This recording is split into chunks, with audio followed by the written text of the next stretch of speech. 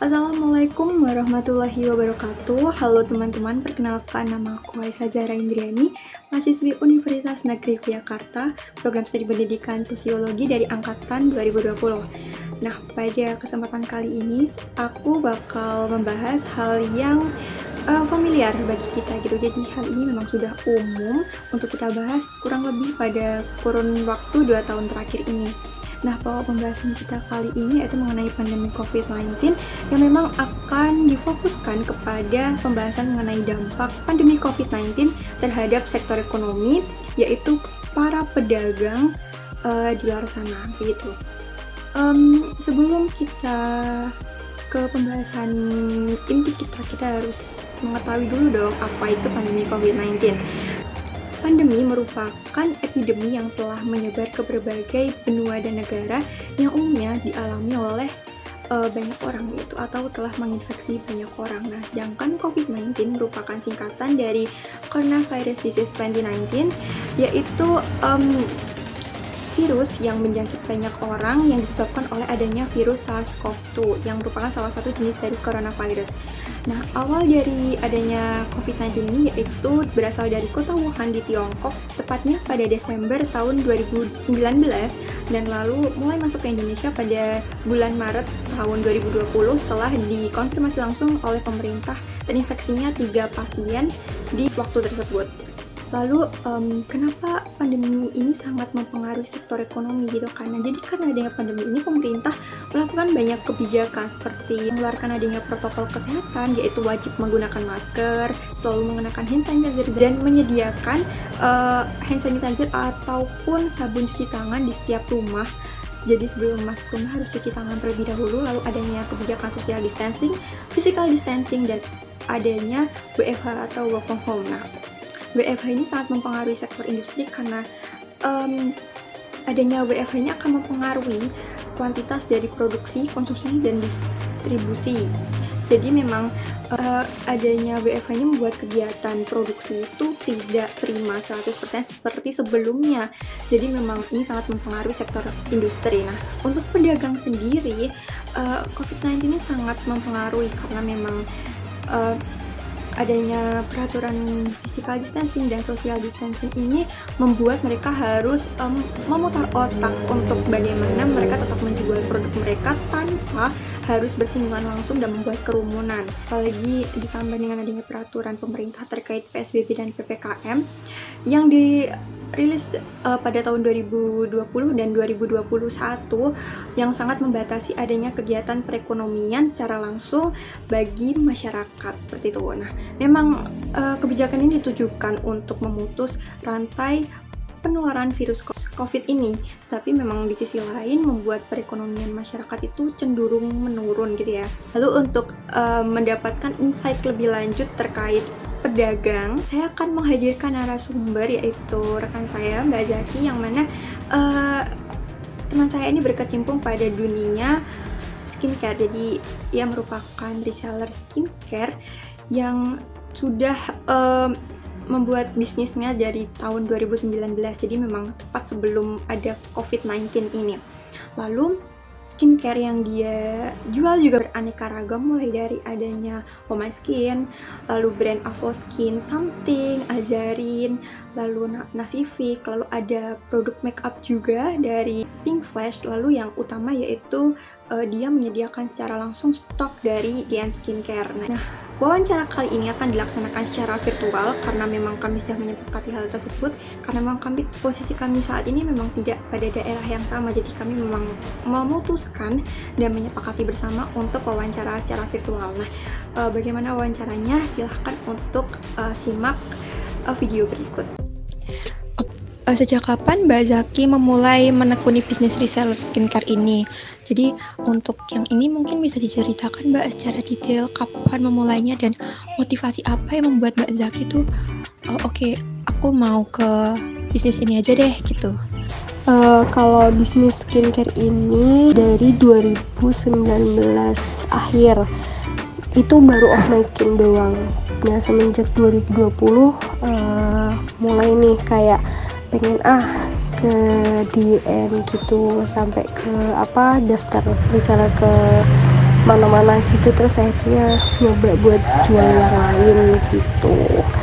Motivasinya itu karena kan pokoknya booming banget lah, semua orang pengen skincarean, semua orang butuh banget skincare gitu, udah kayak makanan gitu loh. Jadi selagi masih ada manusia, berarti skincare itu masih tetap ada gitu. Cocok di aku belum tentu juga cocok di kamu gitu. Jadi sebenarnya itu pasarnya tuh luas gitu. Setelah munculnya pandemi COVID-19 ini, perubahan apa saja dan perubahan yang bagaimana yang terjadi pada usaha Mbak Zaki? Mungkin bisa diceritakan gimana Mbak Zaki mulai survive dari yang sebelum pandemi, pasti kan jauh lebih enak ya daripada habis pandemi. Nah itu mungkin. Nah kalau selama pandemi itu kan aku dulu di Bantul. Awalnya pasarku tuh ya teman-teman Bantul, teman-teman Jogja gitu, karena waktu SMP di Jogja kan temanku banyak di sini juga. Nah kalau COD itu kan lumayan gampang tuh, kayak ya udah kalau ada orderan tuh tinggal COD, karena ya temanku tuh kebanyakan memang di Jogja, ya di Wonosari juga gitu, tapi kalau di Peraci tuh sedikit gitu loh. Nah semenjak pandemi aku tuh di Peraci, aku tuh jarang banget di Jogja gitu.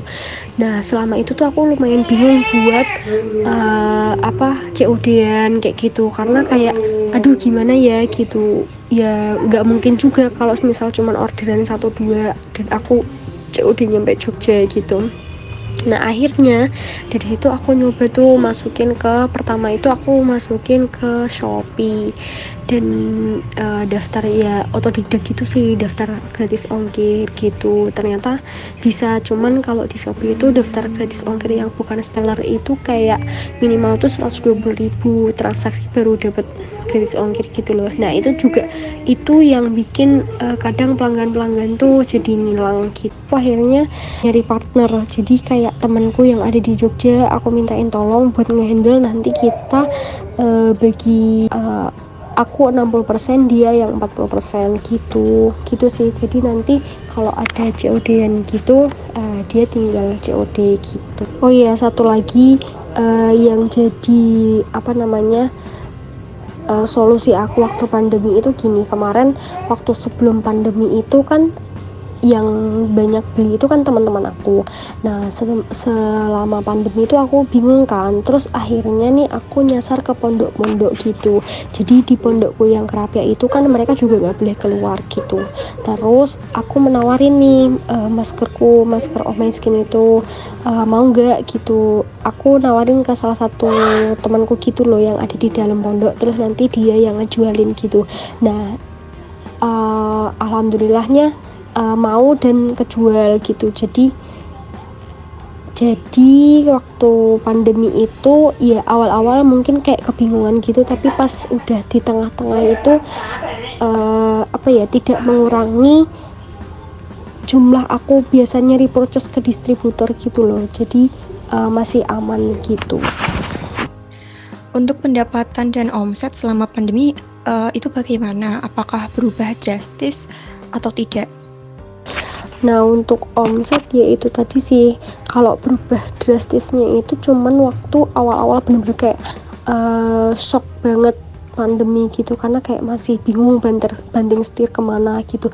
Tapi setelah itu aku sasarin ke pasar yang lain, ke pondok itu lumayan gitu, udah nutup seperti biasanya gitu. Malah kadang lebih gitu, malah kadang tiba-tiba kayak ada orderan lebih dari biasanya kayak gitu. Cuman ya nggak setiap waktu, nggak sebulan sekali, itu nggak bisa dijaga juga gitu. Kalau omset tuh aku nggak nyampe 1 juta sih, pada paling cuman sekitar 700 sampai 800 ribu itu omset ya per bulan lah. Itu omset dari Oh My Skin doang waktu itu. Nah sekarang karena aku nambah nih sama DN tahun 2020 kan, nah itu omsetnya jadi lebih tuh, jadi bisa nyampe 1,5 gitu per bulannya. Kadang juga cuman 1.200.000 gitu sih, tapi pol-polan tuh bisa nyampe 2 juta itu juga pernah.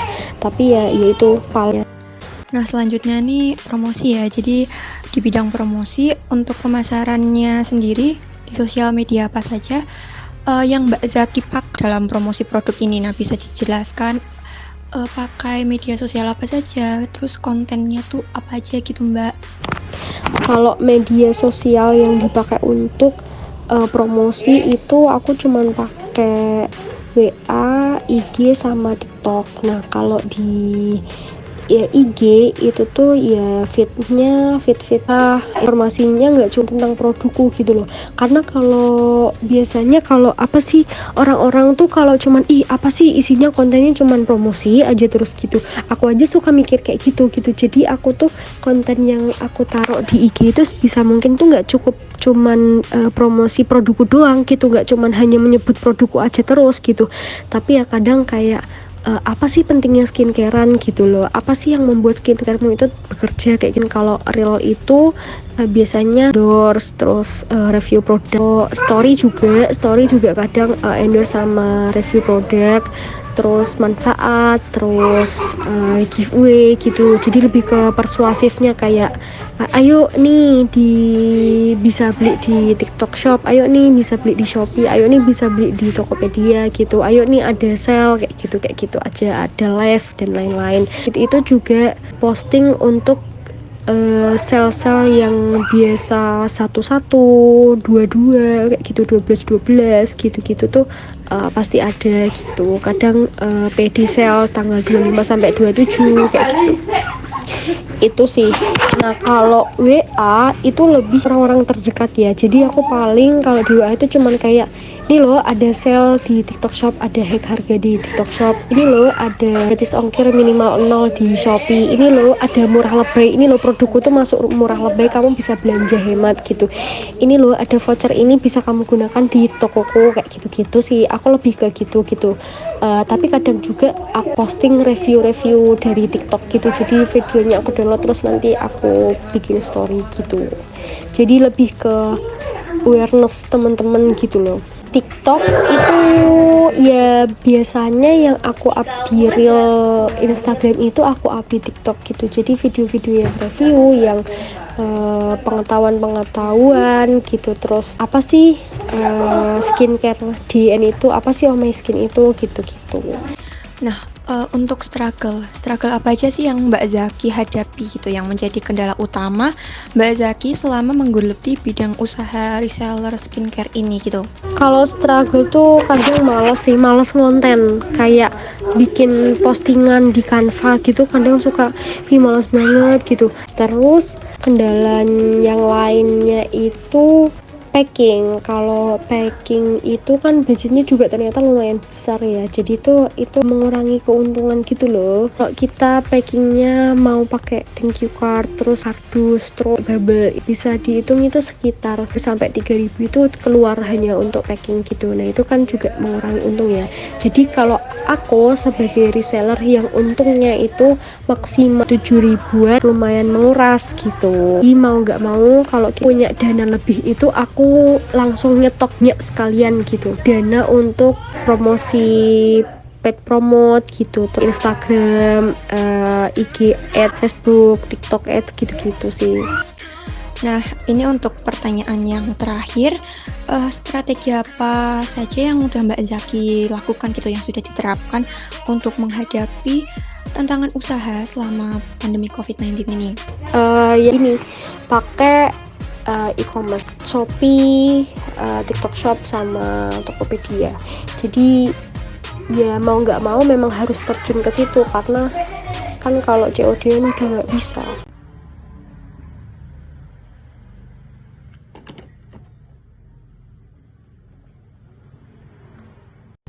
Halo Zesti, ini Azarin Sunscreen ready, tinggal 6, bisa di check out via Shopee dan WhatsApp, dua-duanya tetap free ongkir. Linknya ada di bio. Ini expirednya masih lama, 2024, dan ini new formula ya. Nah, oke, dari video tayangan sebelumnya kita simpulkan ya bahwa adanya COVID-19 ini memang sedikit mempengaruhi bisnis dari Mbak Zaki. Tapi dalam segi sistem penjualannya memang sangat mempengaruhi, karena tadinya yang bisa COD jadi harus melalui aplikasi online e-commerce seperti Shopee gitu ya. Jadi memang selain ada perbedaan dalam tingkat omset atau pendapatan, sistem marketing dan sistem penjualannya memang sangat terpengaruh dari adanya COVID-19 ini. Baiklah, sekian pembahasan terkait dampak pandemi COVID-19 terhadap sektor ekonomi dari saya. Mohon maaf jika ada kurang atau salah kata dalam pembahasan kali ini. Sekian dari saya. Wassalamualaikum warahmatullahi wabarakatuh.